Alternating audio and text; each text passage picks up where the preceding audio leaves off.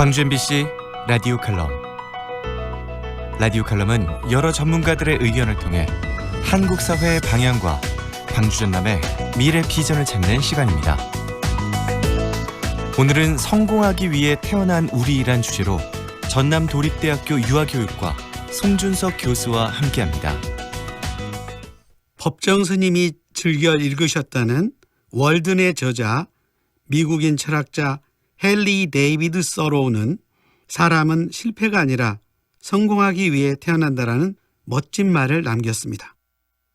어떤 사람이 실패자로 살기를 바랄까요? 아마 없을 것입니다. 우리 모두는 어쩌면 날 때부터 자신의 생존을 책임지는 부모로부터 자신의 삶에 대한 각본을 쓰고 인생 태도를 형성하게 됩니다. 부모로부터 소중한 존재임을 인정받은 아이는 삶에 대해 승자 각본을 행복하게 쓰면서 자타 긍정의 인생 태도를 갖게 되지만, 그렇지 못한 아이들은 패자 각본을 쓰면서 자타 부정적 인생 태도를 갖는다는 것입니다. 약한 어린이는 부모와의 관계가 어떠한가에 따라 그의 삶의 태도가 달라집니다. 자신을 왕자와 공주처럼 대하는 천사와 요정 같은 부모와 행복하게 상호 존중하는 주인으로서의 삶을 살거나, 자신을 억압하고 처벌하는 무서운 괴물과 같은 부모에게 생존을 위해 눈치 보며 순종하고 살면서 불행을 느끼며 심리적 상처를 안고 종처럼 살아가게 됩니다. 이것이 어린 시절의 각본으로 자신과 세상에 대한 눈을 갖게 됩니다. 그러기에 부모와 아이의 건강한 긍정적 애착 형성은 매우 중요합니다. 믿음과 사랑과 친밀감이 넘치는 부모와 자녀의 관계는 아이를 행복의 승자로 이끌어주는 중요한 역할을 하는 것입니다. 그런데 더 중요한 것은 설사 어릴 때 부모가 상처를 주고 힘들게 해서 패자 각본을 가졌다 하더라도 그것을 바꿀 수 있다는 것입니다.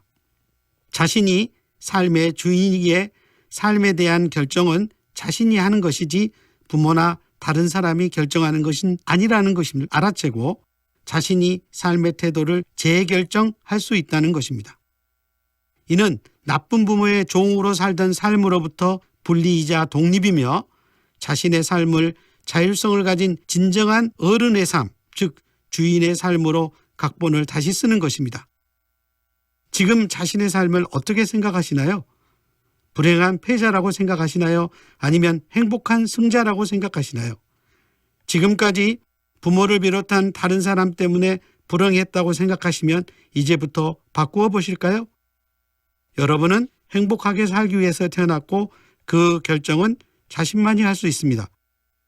이제까지 실패한 삶을 살았다면 지금이라도 나는 소중하다, 나는 세상에 꼭 필요한 존재다, 나는 나의 힘을 사랑한다라고 외치며 삶을 바꾸겠다고 재결정해 보세요.